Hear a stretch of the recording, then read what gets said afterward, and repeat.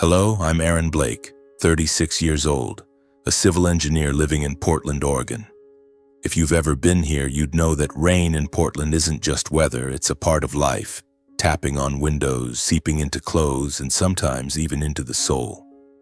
I live in a small apartment on the third floor of an old building, where the windows overlook streets shimmering with the hazy glow of streetlights under the rain. I'm not the kind of person who talks much about themselves. Honestly, I'd rather spend all day calculating the load for a bridge than talk about what's going on in my head. But if I must, I want you to understand that my life, like a structure, is built on sturdy concrete pillars, yet it's not without cracks that only I know about. I grew up in the suburbs of Seattle in a red brick house with a white picket fence where everything had to be perfect, at least on the surface. My parents, Daniel and Patricia Blake, were the embodiment of that perfection. My father, a retired accountant, always wore a pristine suit, even if he was just going to the grocery store for a loaf of bread. He had a habit of straightening his tie whenever he was stressed, as if it were his way of keeping everything under control. My mother, an elementary school teacher, had a perfect smile in every family photo. But behind that smile were unwavering rules. "Family honor comes first," she'd often say, her voice soft but sharp as a blade. "Never give the neighbors a reason to gossip." My younger sister Elise and I grew up under those rules, but we were as different as day and night. I was the rock, steady, quiet, always doing what was expected.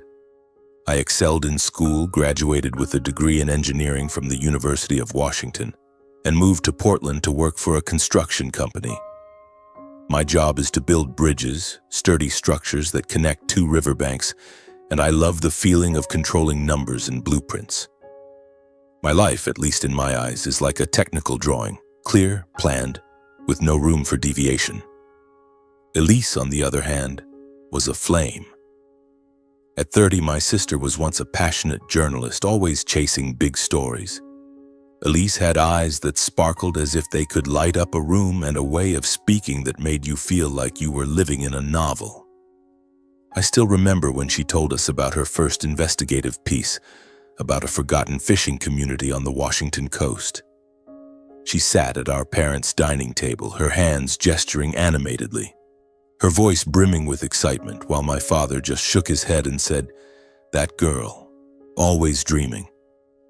But I saw the light in Elise's eyes, and I was proud, even if I never said it out loud. Then Elise met Ryan Whitaker. That man swept into her life like a gust of wind, with a confident smile and sweet promises. Ryan, the creative director of an advertising firm in Seattle, had the air of someone who always knew what he wanted. He wore impeccably tailored suits, drove a sleek Audi, and spoke in a way that made you think he could sell the sun itself. I didn't like Ryan much. There was something about him that felt insincere, but Elise was different. She loved him so much she forgot the rest of the world. They married after a year of dating, and soon after Elise gave birth to twin girls, Lily and Juno. I still remember the day my nieces were born. I drove from Portland to the hospital in Seattle, clutching a bouquet of carnations, Elise's favorite flower since childhood. When I walked into the room, Elise was lying in bed, her hair damp with sweat but her eyes shining brightly. She cradled two tiny red-faced baby girls in her arms. "Aaron, look," she whispered, her voice choked with happiness. "Lily and Juno, they're my whole world." I stood there, silent, feeling my heart soften. I'm not good at showing emotions, but in that moment I just wanted to hug my sister and tell her she'd done the most incredible thing. I thought everything would be fine. Elise had Ryan, her two daughters, and I believed she'd have a happy life.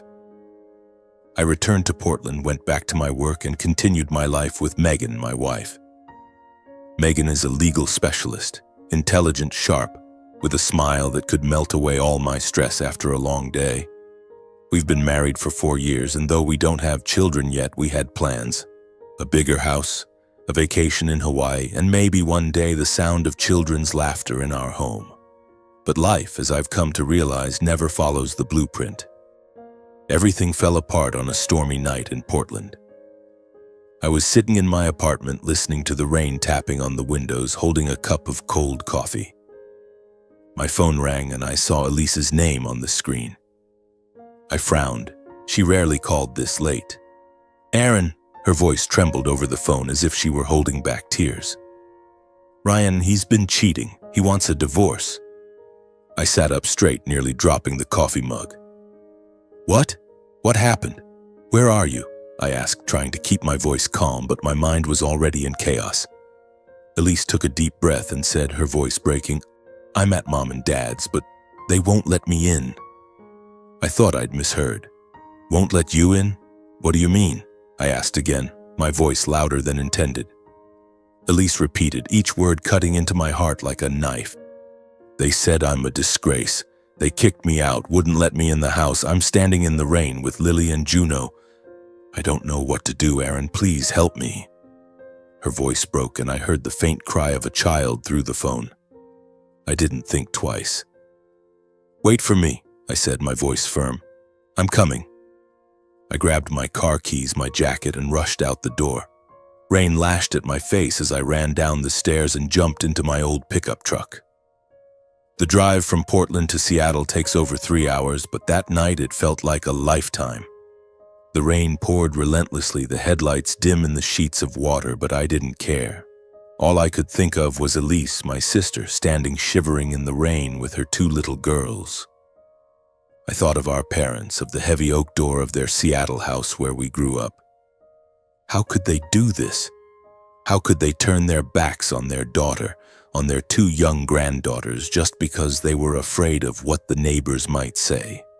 I gripped the steering wheel tightly, trying to suppress the anger rising in my chest. I didn't want to think about our parents right now. I just wanted to get to Elise. When I reached the familiar suburban neighborhood, the rain was still falling as if it meant to drown the world.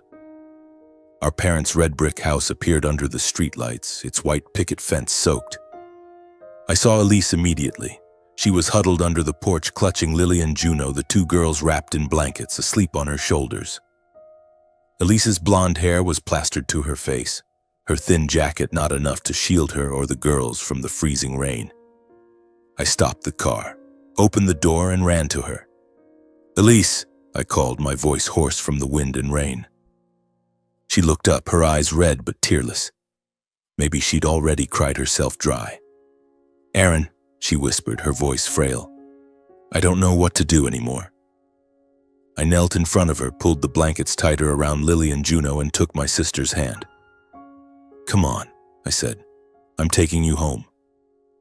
I don't know where I found that calm, but I knew this wasn't the time to be weak. I helped Elise stand, took the girls in my arms, and led her to the truck. When I opened the back door and placed Lily and Juno in the car seats I'd bought for the future, a sharp pain stabbed at my heart.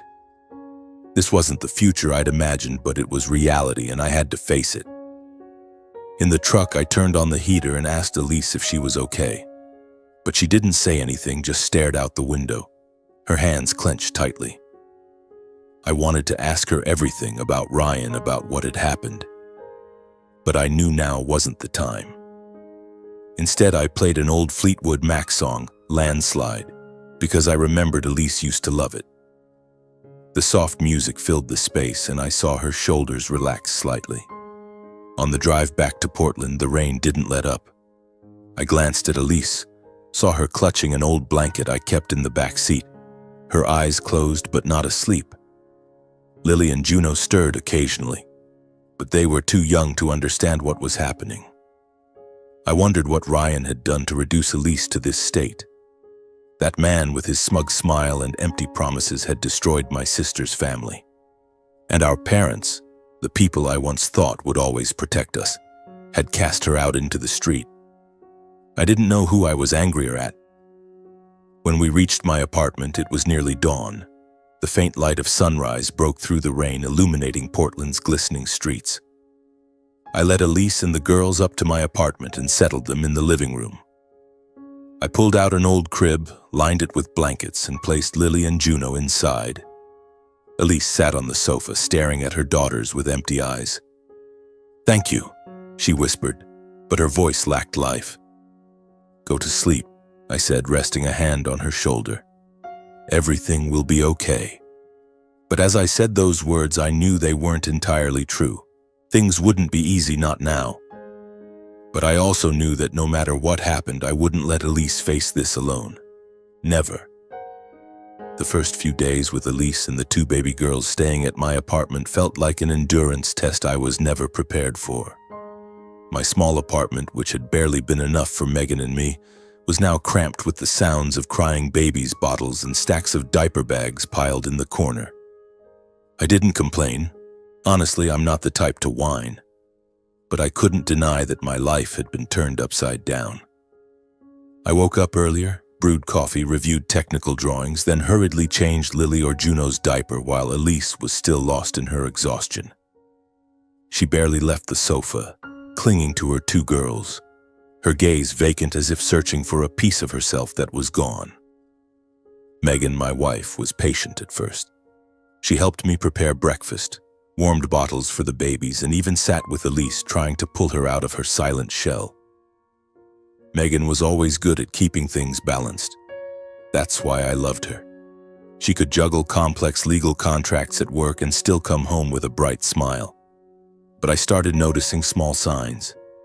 The way she sighed when Juno cried in the middle of the night, the look she gave me when I spent the evening soothing Lily to sleep, or the way she quietly moved her belongings to a corner to make room for Elise's things. "Are you tired?" Megan asked me one evening as we sat in the kitchen after a long day. She was holding a glass of wine, her eyes weary but her voice still gentle. I looked at her, searching for an honest answer. "Yes," I admitted, rubbing my forehead. "But Elise needs me. She has no one else." Megan nodded, but I saw the corner of her mouth tighten slightly. "I understand," she said. But there was a distance in her voice, as if she were trying to convince herself. Over the following weeks, a new rhythm began to take shape, though it was far from easy. I went to work each day inspecting bridge construction sites on the outskirts of Portland, where concrete pillars and steel cables gave me a sense of control I no longer found at home. Elise started opening up, even if just a little. She told me about Ryan, about the signs she'd ignored, the late nights he came home, the messages he hid, and finally his cold confession that he had fallen for someone else. A younger, more interesting colleague. I listened, feeling my blood boil, but I held it in, nodding and squeezing her hand. "You'll get through this," I said, though I wasn't sure how easy that would be. Lily and Juno, though only 5 months old, were the only light in those gloomy days. I never expected I could love 2 little girls so much. Every morning when I picked up Juno and saw her smile, her big round eyes looking at me like I was her whole world, I felt a strange strength. Lily was different, she was fussier. But every time she gripped my finger, I felt like I could do anything to protect them. I got used to waking up at 3 in the morning to make bottles or carrying a diaper bag whenever I went out.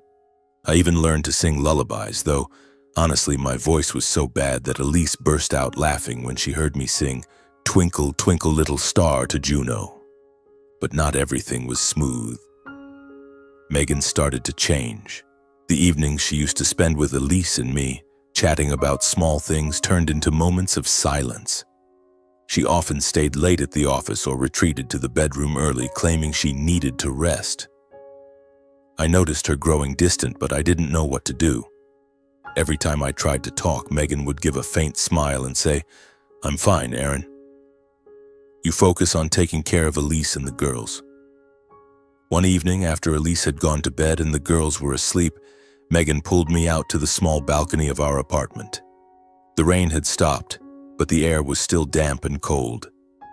She crossed her arms, staring out at the street shimmering with streetlights. "Do you ever think about us?" she asked, her voice low but sharp. I was taken aback, unsure where this was coming from. "What do you mean?" I replied, trying to keep my voice steady. Megan turned to face me, her eyes glinting with frustration. "I mean our life, Aaron. Before Elise and the girls came, we had plans. A bigger house, a vacation, a family of our own. What about now? You spend all day taking care of your sister and your nieces, and I..." She paused, taking a deep breath. I feel like I'm on the sidelines. I wanted to say something, but my throat tightened. I knew she was right. I'd let Elise and the girls consume all my time and energy, but I couldn't turn my back on my sister, not after what she'd been through. "Megan," I said, placing a hand on her shoulder, but she gently brushed it off. "You don't get it," she interrupted. "I'm not selfish. I know Elise needs you, but I need you too. We're married, Aaron." The conversation ended in silence. Megan walked back inside, closing the door behind her, leaving me alone on the balcony. I looked down at the street, where the lights reflected off the wet pavement, and felt an invisible crack growing between us. I told myself I'd find a way to fix it, but deep down, I knew it wouldn't be as simple as a technical drawing. I stepped back into the apartment, the steady patter of rain on the windows like a reminder that the storm outside hadn't let up. I sank onto the sofa, gripping my phone tightly, trying to sort through the chaos in my mind. I thought about our parents. Would they change their minds? Would they reconsider? Did they feel even a shred of remorse for turning their daughter out into the rain? I decided to call Mom. The phone rang for a long time, each ring stretching the tension in my chest. Finally, her voice came through cold and measured, like she was reading an official statement. "Aaron, it's late. What's this about?" I took a deep breath, trying to keep my voice steady. "Mom, it's about Elise. She's staying with me. I thought, you and Dad should know what's happened." I recounted the story briefly, not wanting to prolong the pain. Ryan's affair, his demand for a divorce, and Elise showing up at their house in the rain with her 2 babies only to be turned away. I paused, waiting for some hint of emotion from the other end of the line. Silence. Then Mom spoke, her voice sharp as the blade I'd known since childhood. "Elise brought this on herself, Aaron. A proper wife doesn't let her husband walk away like that. I taught her how to keep a family together, but she didn't listen. I don't have a daughter who gets abandoned by her husband like that." I felt my blood surge, but I held it in. "Mom, she's your daughter. She needs help. Lily and Juno are your grandchildren. Don't you see how wrong this is? Kicking Elise out in the middle of a storm?" A sigh came through the phone as if I were inconveniencing her. "Aaron, you don't understand. Our family has honor. What would the neighbors think if they saw a daughter abandoned by her husband standing at our doorstep with 2 children? Your father and I can't have the whole neighborhood talking." I gripped the phone so tightly I thought it might break. "Honor?" I nearly shouted, but caught myself when I heard Juno stir in the living room. "You're talking about honor when you left your daughter standing in the rain with 2 5-month-old babies? Do you even hear yourself?" "Don't be disrespectful," Dad's voice cut in, heavy and stern like when he scolded me for breaking the garage window as a kid. He must have been listening on speaker. "The Blake family has no place for stains.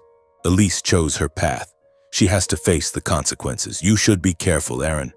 Don't let yourself get dragged into this mess." I stood frozen, unable to believe what I'd just heard. "Dad, Elise is my sister, your daughter. Don't you feel any responsibility?" "Our responsibility is to uphold the family's honor," Dad said, his voice hard as steel.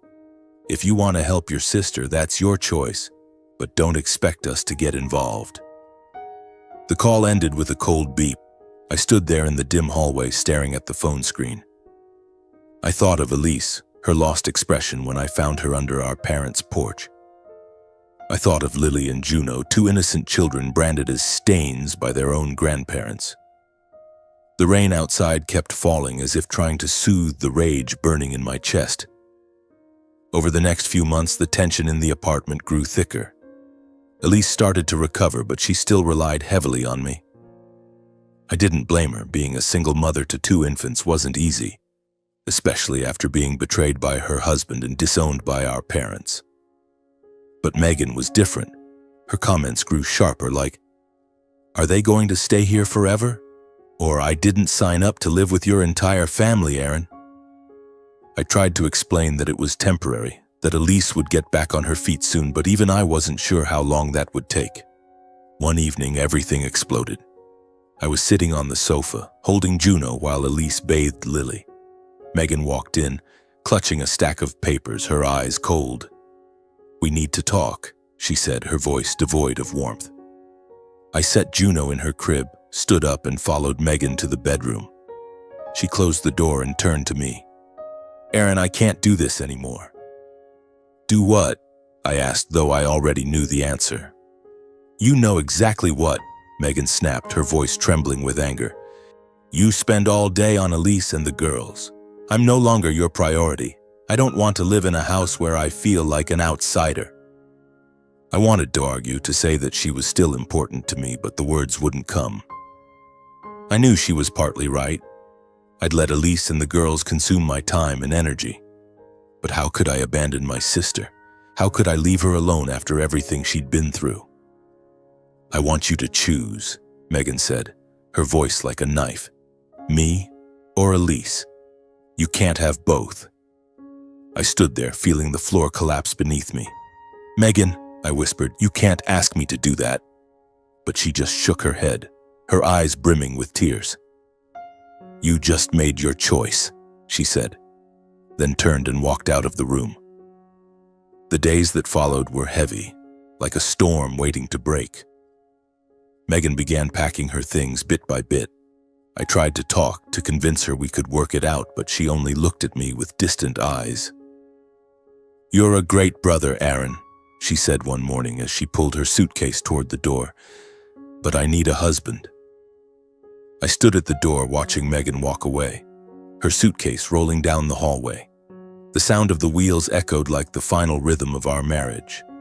When the door closed, I felt a void growing in my chest, but I didn't cry. I couldn't cry.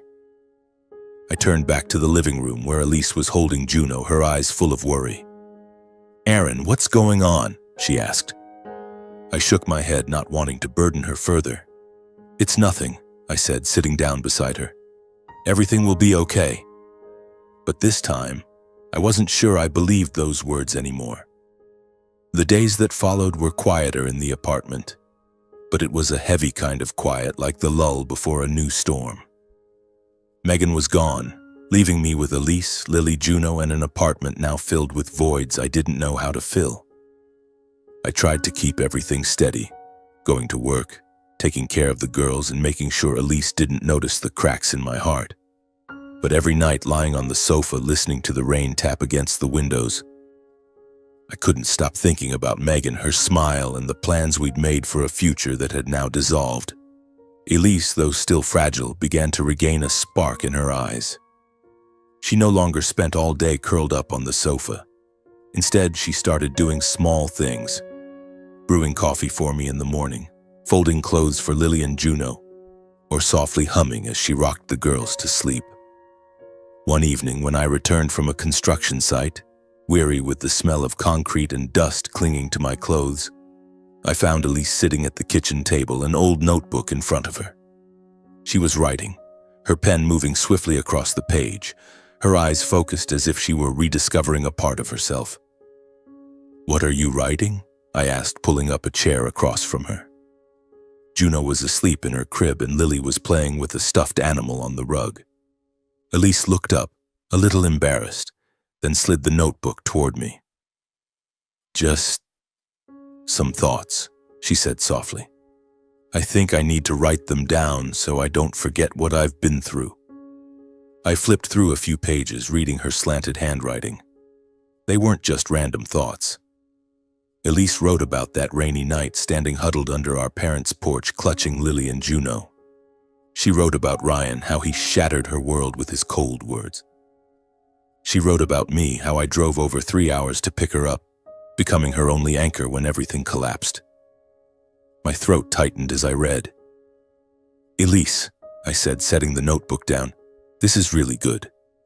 She smiled, a faint but genuine smile. "I don't know, Aaron, I just thought, if I write it down, maybe I'll figure out who I am after all this." From that day on, the notebook became Elise's companion. Every night after the girls were asleep, she sat at the kitchen table, writing under the dim glow of a table lamp. Some nights she wrote until late, her eyes red, Not from sadness, but from rediscovering herself page by page. I didn't say much, just quietly brewed coffee, set it beside her, and sat nearby reviewing blueprints or scrolling through news on my phone. I knew she needed space, and I wanted her to have it. One morning, as I was getting ready for work, Elise called me back. "Aaron, can you read this?" She handed me a stack of papers much thicker than the original notebook. "I think I've finished a part of it. I want to know what you think." I sat down and flipped through the pages. It was Elise's story from the day she met Ryan, through the joyful months of her pregnancy with Lily and Juno, to the betrayal, the rainy night, and her journey as a single mother. But what moved me most was how she wrote about me. She called me a lighthouse in the storm, the one who pulled her out of the darkness. I looked at her, trying to hide the tears welling in my eyes. "Elise, it's really special. You should do something with it." "Do something?" she asked, frowning. "What do you mean?" "Like, publish it," I said, though I wasn't sure how realistic the idea was. "Your story, it could inspire others, people going through what you've been through." Elise laughed, but it was a skeptical laugh. "Who'd want to read about me? A single mom ditched by her husband and disowned by her family?" "A lot of people," I replied, my voice firmer than I felt. "Because you're not just someone who was abandoned. You're someone who got back up." Those words seemed to hit Elise. She went quiet, staring at the stack of papers, then nodded. "I'll think about it," she said, but I saw a small spark in her eyes, like a flame starting to catch. I didn't want to push her, but the idea of Elise's book stayed with me. I started acting quietly. One lunch break at the construction site, I called Tom, an old college friend who now ran an independent publishing house in Portland. Tom was always a dreamer, passionate about books and true stories. I told him briefly about Elise, about the memoir she was writing, and asked if he'd be willing to take a look. "Send it over," Tom said, his voice excited. "If it's as good as you say, I'll consider it." I didn't tell Elise about the call. I didn't want her to get her hopes up only to be disappointed. Instead, I encouraged her to keep writing a little each day. I bought more paper, pens, and even an old laptop for her to type on. Every time I saw her sitting at the screen typing with absolute focus, a quiet pride swelled in my chest. The Elise from before, the passionate girl always chasing stories, was coming back. Months passed and Elise's manuscript took shape. She titled it "Shelter from the Storm." I read each chapter, fixed typos, and occasionally offered suggestions, though I knew I wasn't a writer. "Aaron, are you sure it's okay?" Elise asked one night when the manuscript had grown to over 200 pages. "It's more than okay," I said, resting a hand on her shoulder. "It's you, Elise. It's your story." Finally, I convinced her to send the manuscript to Tom. I still remember the day she hit send on the email, her hands trembling, her eyes a mix of excitement and fear. "What if they don't like it, Aaron?" she asked. "Then you're still Elise," I replied, "and you've done something most people wouldn't dare. Tell your story." 2 weeks later, Tom called. I was at the construction site, standing at the base of a bridge in progress, when my phone rang. "Aaron, your sister's manuscript. It's really special," Tom said. "It's raw, emotional, and powerful. I want to publish it." I nearly dropped the phone.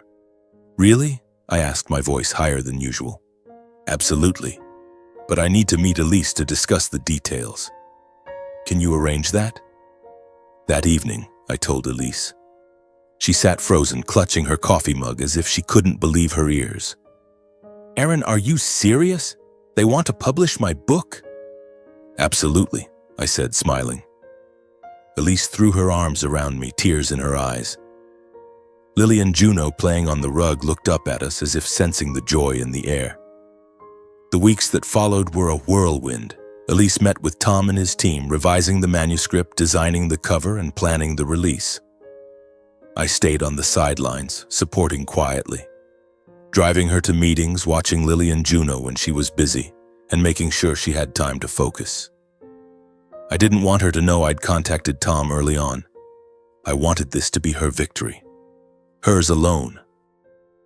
The day, Shelter from the Storm, officially hit the shelves. I stood in the corner of a small Portland bookstore watching Elise sign her first copies. She wore a simple green dress, her blonde hair tied up, but her eyes shone brightly as if the fire within her had been reignited. Only a few dozen people showed up, mostly Tom's friends and some curious readers.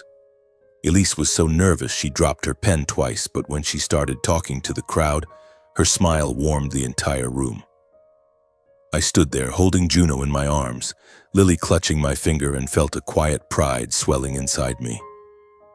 My sister, who had once stood shivering in the rain, was now standing under the lights, sharing her story. The book's initial sales were modest. I wasn't surprised. Publishing is a tough industry, and Portland isn't New York. But one evening, as I was preparing a bottle for Juno, Elise burst into the kitchen, holding up her phone, her face flushed with excitement. "Aaron, look at this!" she nearly shouted. A reader, a single mother from Seattle, had posted about the book on social media.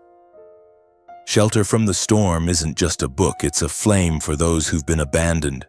Read it, you won't regret it." That post, like a spark, spread rapidly. Hundreds of shares turned into thousands.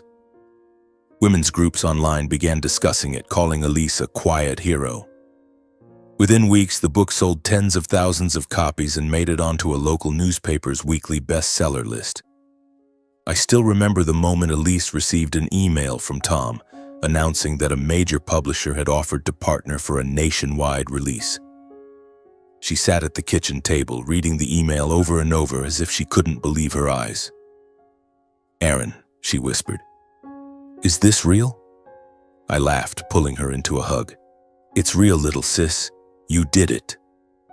From there, everything felt like a dream. The book didn't stop at the US. A publisher in the UK offered to translate it for an international English edition, followed by France, Germany, and even Japan. I don't know how Elise felt seeing her name on book covers in languages she couldn't read, but I noticed how she stood taller, smiled more. She was no longer the Elise from that rainy night. She was Elise Blake, author, mother, and a symbol of women who had been hurt but refused to fall. With the book's success came invitations. First was a local talk show in Portland, where Elise sat under stage lights, sharing her journey as a single mother. I sat in the audience, holding Lily and Juno, trying to keep them quiet as Elise spoke. She was nervous at first, but when the audience clapped, I saw her relax. "I didn't do it alone," she said, her eyes finding me in the crowd. "My brother Aaron pulled me out of the darkness." I bowed my head, pretending to fix Juno's hair, but really I was hiding the tears welling in my eyes. That talk show was just the beginning. A month later, Elise was invited to a women's conference in Seattle. She stood on stage before hundreds of women, telling her story with a sincerity that silenced the room. When she finished, the applause roared like thunder. I didn't go that time. I had to stay home with Lily and Juno. But Elise called me right after, her voice breaking with emotion. "Aaron, they gave me a standing ovation. They said I inspired them." I smiled through the phone, though I felt a hollow ache inside. "You deserve it, Elise," I said. But when I hung up, I looked around the small apartment, cluttered with bottles and baby toys, and wondered, what about me?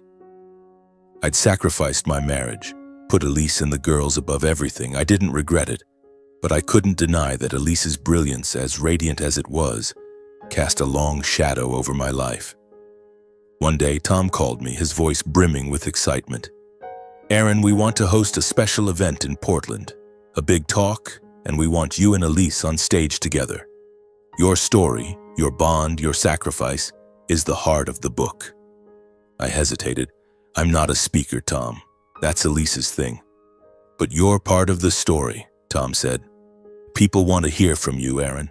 They want to know about the brother who did everything for his sister." I didn't want to do it, honestly. I didn't like the spotlight or speaking to crowds. But Elise convinced me. "Aaron, please," she said, taking my hand. "I want people to know how amazing you are." So I agreed. The event took place at a small theater in downtown Portland with over 500 people in the audience.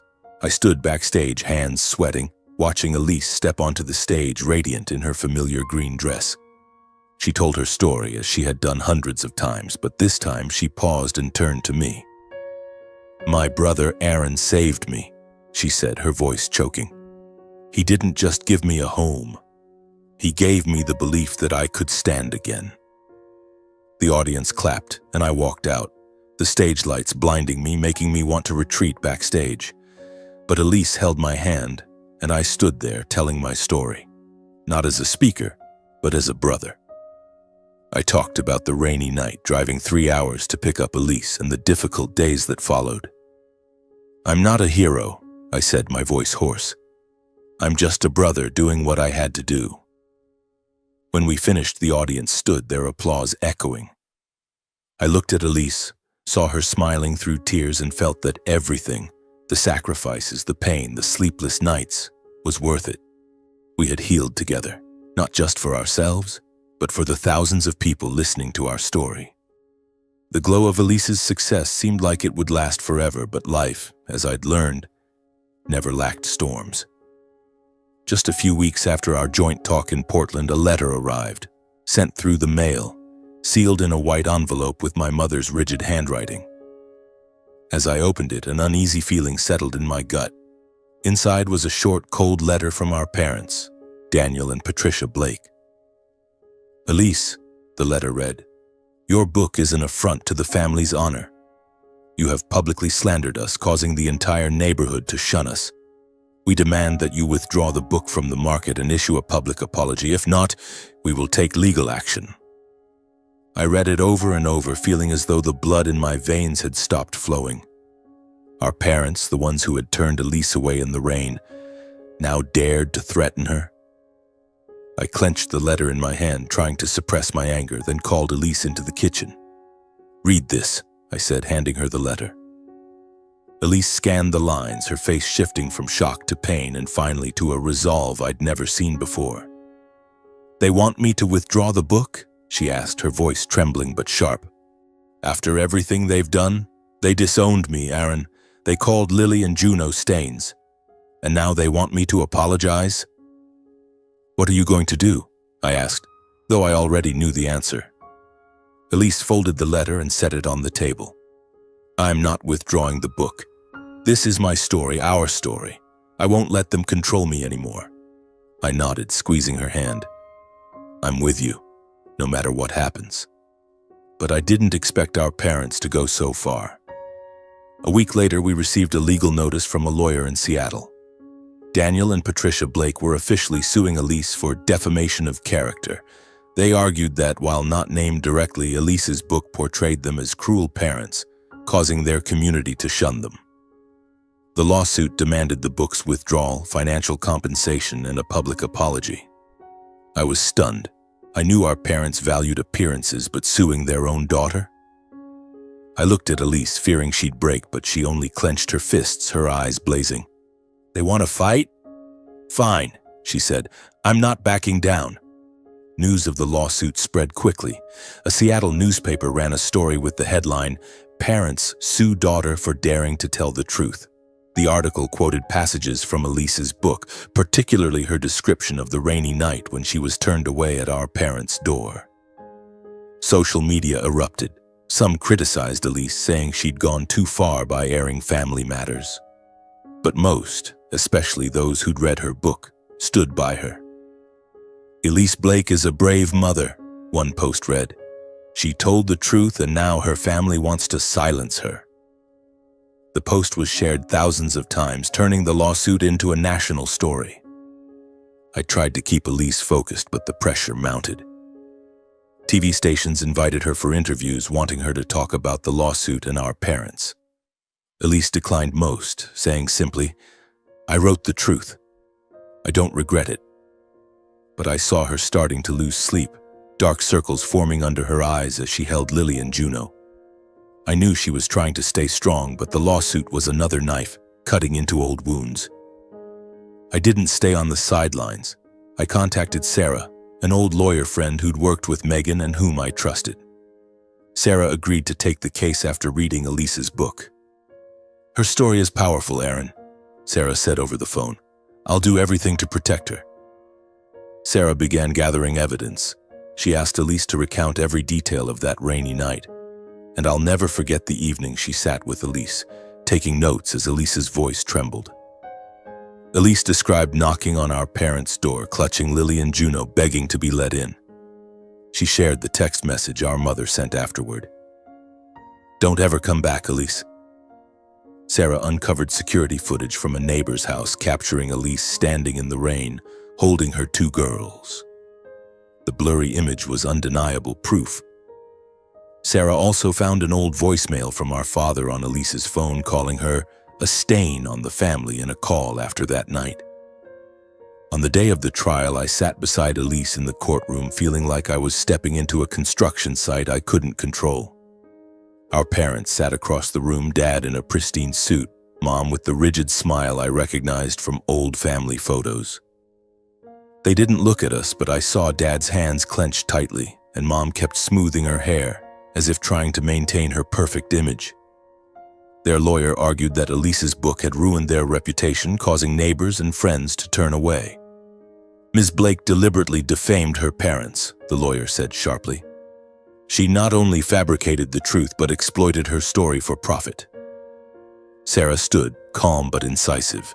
She presented the evidence, the text from Mom, the security footage, and Dad's voicemail. Each piece was like a hammer, dismantling the other side's argument.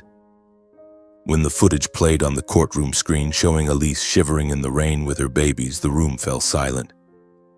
I saw a few people wipe away tears.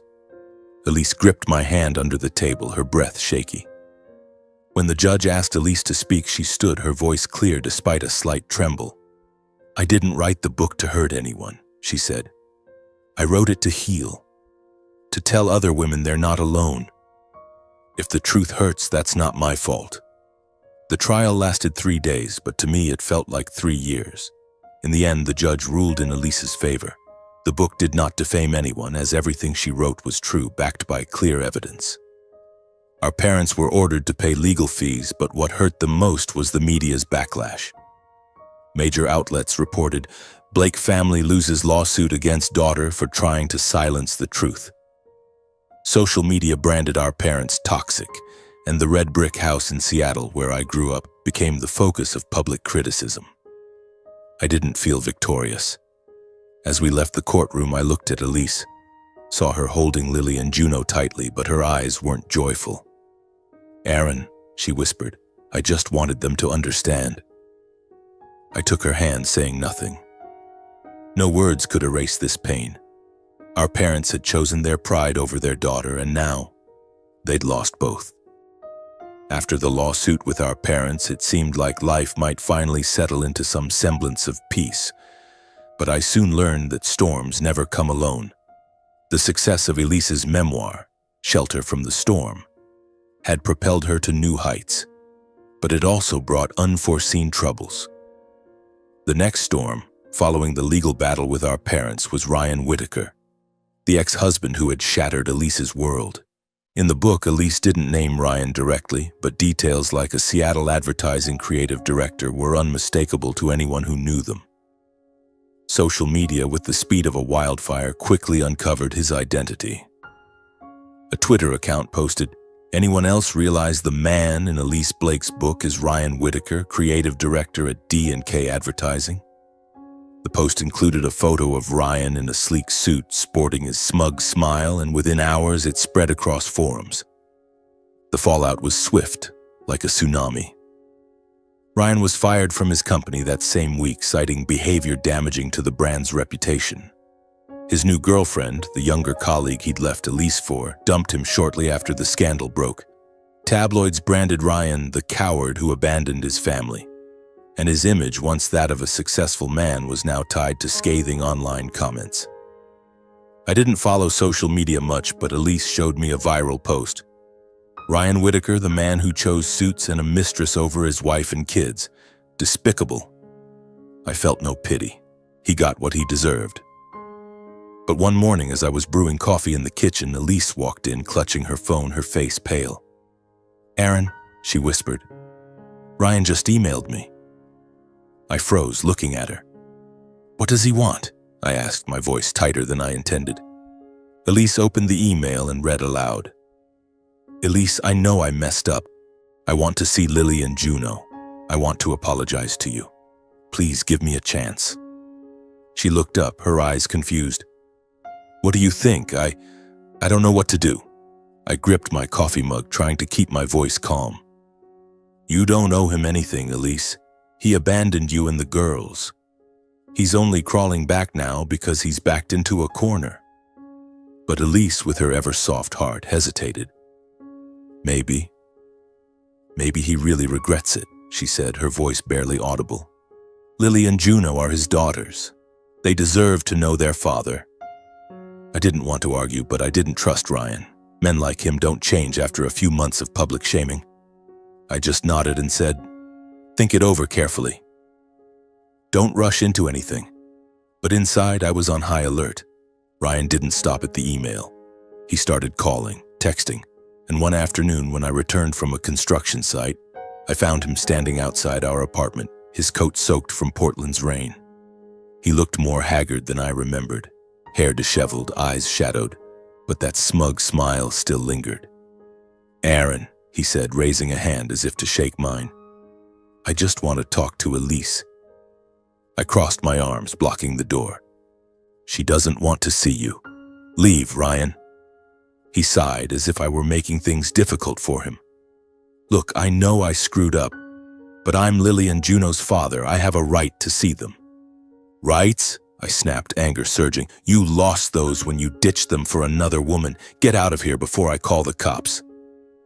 Ryan stepped back, but his eyes didn't leave mine. You can't keep me from my kids forever, Aaron, he said, then turned and walked away. I stood there, my heart pounding, feeling like I'd just faced a wolf. I told Elise about the encounter, and she grew anxious. Aaron, what if Ryan really wants to see the girls? I don't want Lily and Juno to grow up not knowing their father. I took her hand, keeping my voice gentle. Elise, he doesn't care about the girls. He's just using you, using your fame to salvage his image. After that confrontation, Ryan started showing up everywhere. At a book signing in Seattle, he appeared in the crowd, standing in the front row, his eyes locked on Elise. I was backstage holding Juno when he stepped forward, raising a hand as if to speak. Elise, he called, loud enough to silence the room. I'm sorry. I was wrong to leave you and the kids. I just want a chance to make things right. The audience murmured. Some pulled out phones to record. Elise froze on stage, her hand gripping her signing pen, her face pale. I wanted to rush out and drag him away, but Elise raised a hand, signaling me to stop. Ryan, she said, her voice trembling but firm. If you're truly sorry, you'll leave me and the kids alone. Don't turn this into a performance. The crowd applauded, but Ryan didn't leave immediately. He stood there staring at her, then lowered his head and walked out. The clip of the incident went viral. Some sympathized with Ryan, calling him a father seeking redemption, but most condemned him, accusing him of staging a publicity stunt to restore his reputation. Public opinion split, and Elise became the center of heated debates. I didn't want this, Aaron, she said one night, burying her face in her hands. I just want to protect Lily and Juno. But Ryan didn't stop. He began sending gifts to Lily and Juno's preschool, teddy bears, coloring books, and handwritten notes saying, I love you. The teachers called Elise, concerned about the girls' safety. Elise grew terrified, checking the windows every night, sleeping with Lily and Juno in her arms instead of their cribs. My anger swelled. Ryan wasn't just harassing Elise. He was threatening the peace we'd fought to build.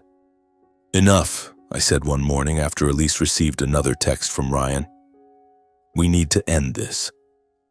I contacted Sarah, the lawyer who'd helped us in the lawsuit against our parents. Sarah agreed to draft a restraining order, citing Ryan's harassment and the psychological harm it was causing Elise and the girls. We gathered evidence, emails, texts, the clip from the book signing, and reports from the preschool about the unsolicited gifts.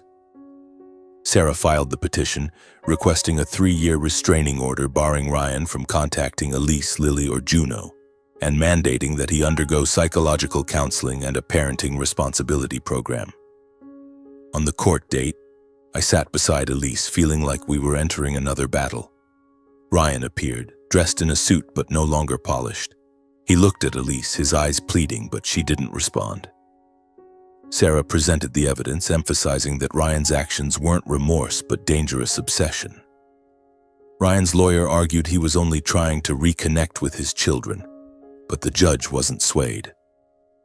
The ruling came after 2 hours. Ryan was barred from contacting Elise, Lily, or Juno for 3 years. He was ordered to attend mandatory counseling and complete a parenting responsibility program before he could petition to revisit his visitation rights. As the judge's gavel fell, Elise let out a shaky breath, gripping my hand. "Thank you," she whispered. Ryan left the courtroom without looking at us. I don't know if he'll ever change, but I know that for the next 3 years, Elise and the girls will be safe.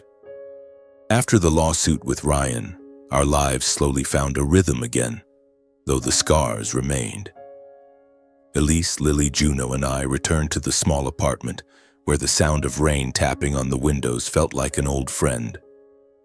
But now the apartment no longer carried the heavy weight it once did. There was a lightness, as if we had weathered the biggest storms and finally glimpsed the light. Elise didn't stop. She began writing a sequel to Shelter from the Storm, a new memoir titled Freedom is When You No Longer Need Forgiveness. This book wasn't just about her journey as a single mother. It chronicled the battles she'd faced with Ryan, with our parents, and with the doubts within herself. She wrote about me, about how I stood by her through every tempest, and about Lily and Juno, 2 little girls growing up surrounded by the love of a community larger than their biological family. I stayed on the sidelines, as was my habit. I read her drafts, offered a few suggestions, and looked after Lily and Juno when she was busy. But this time, Elise didn't need my nudging. She had found her own strength. When her second book was released, it quickly became a resounding success, hitting bestseller lists within weeks. Reviews called it a manifesto of resilience, and Elise was invited to more events, from women's conferences to packed book signings. Lily and Juno, now nearly 3 years old, were growing up healthy and radiant. They loved running around in the park near our home, where I'd push them on the swings, laughing as Juno tried to catch a butterfly, or as Lily scribbled colorful chalk drawings on the pavement. The Portland community adored them, calling them Elise's little girls. Every time I dropped them off at preschool, I saw teachers and parents looking at them with affection, as if they belonged to the whole neighborhood. I found my own peace, too. Each morning I brewed coffee, read books with Lily and Juno, or tended to the small garden on the balcony where I grew mint and daisies. My life was no longer a perfect technical drawing, but it was full in ways I hadn't expected. I didn't contact Megan anymore, though sometimes I wondered if she was happy. But I had no regrets. Elise, Lily, and Juno were my family, and I'd made the right choice. At one of Elise's book signings in Portland, I stood in the corner watching her chat with readers. She was radiant, confident, as if her glow had become a part of her. A young woman, maybe in her early 20s, approached and hugged Elise tightly, tears streaming down her cheeks. "You saved my life," she said, her voice choked. "Your book helped me stand up after my family disowned me." Elise hugged her back, smiling gently. "It wasn't me," she said, her eyes finding me in the crowd. "It was my brother." I looked down, pretending to adjust my shirt, but my heart tightened. I didn't need the spotlight or the praise. But in that moment, as Elise looked at me with gratitude, I knew every sacrifice I'd made was worth it. When the signing ended, we returned to the apartment, Lily and Juno dozing on my shoulders. Elise sat beside me on the sofa, her head resting on my shoulder like when we were kids. "Aaron," she whispered, "thank you. For everything." I smiled, ruffling her hair. "Go to sleep, little sis. Tomorrow's a new day." Outside, the Portland rain still fell, but this time it didn't feel sad. It was a reminder that, no matter how many storms came, we had learned to stand strong, together.